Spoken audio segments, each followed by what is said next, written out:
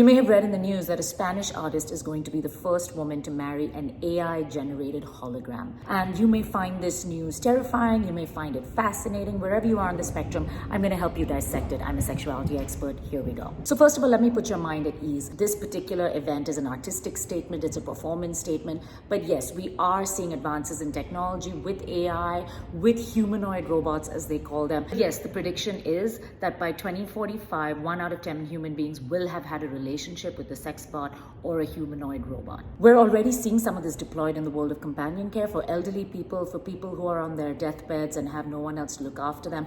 And generally, these are the main pros. One, that it helps with isolation and loneliness, something that we know is an epidemic around the world. And the second is that it's a good way to practice relationships, to learn and experiment without having perhaps the judgment of another human being. The downside, in my view, as somebody who studied psychology her entire life, is conflict resolution. Are these machines going to be able to push back, or have we just created them to endlessly make us feel good and to agree with us? Because that's problematic. The other thing that I worry about is consent.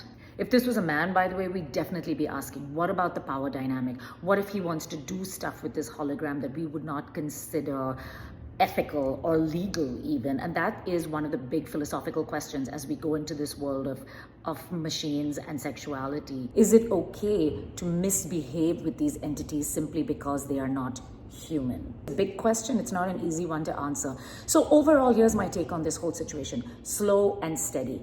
The first wave of digi-sexuality, as we call it, was when human beings were using technology to engage with one another.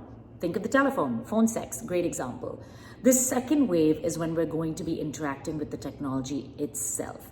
Now, how does that impact you? If you are motivated to experiment with a chatbot or a relationship bot, and there are many out there, the first thing you have to do is understand who owns that, what their motivation is, and how they're going to be making profit off of you, the customer.